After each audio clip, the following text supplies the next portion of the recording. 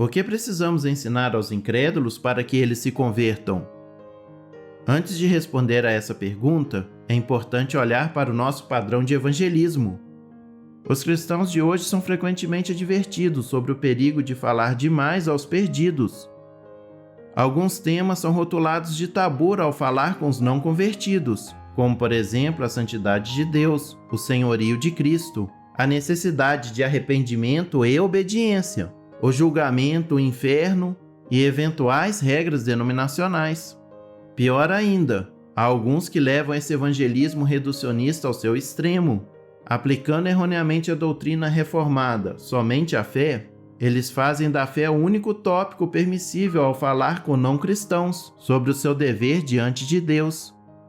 Assim, tiram a fé do contexto bíblico. Eles dizem que todo aquele que declara que acredita em Cristo está salvo.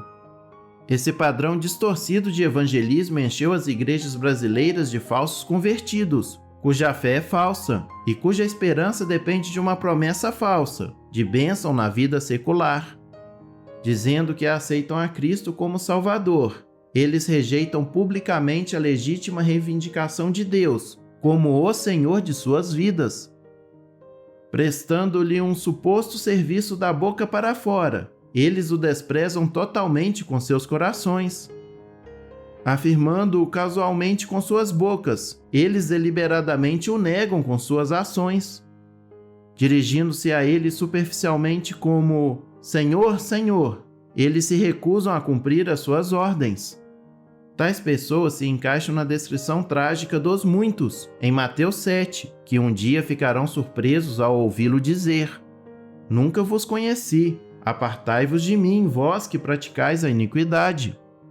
Eu sei que isso pode parecer estranho para muitas pessoas, mas o glorioso Evangelho de Cristo, aquele que Paulo chamou de poder de Deus para a salvação de todo aquele que crê, inclui toda a verdade sobre Cristo.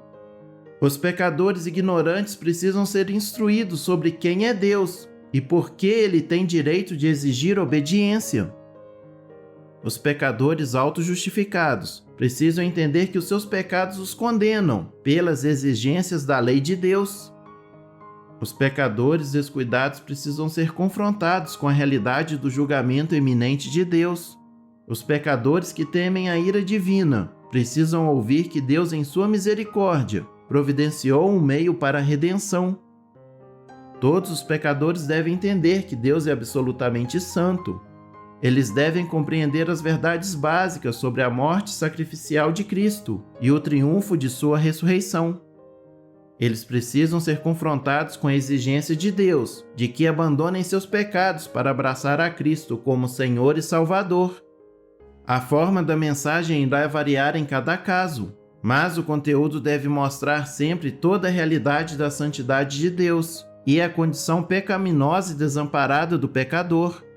Em seguida, deve apontar para Cristo como um Senhor soberano, mas misericordioso, que pagou pelo nosso pecado e salva todos que se arrependem e creem nele.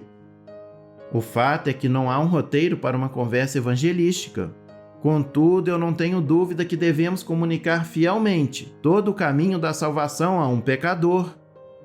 A santidade de Deus, a depravação do homem, a obra redentora de Cristo e a exigência de obediência a Deus. Nós não podemos abrir mão de comunicar essas verdades. Eu espero ter esclarecido essa polêmica, mas importante questão.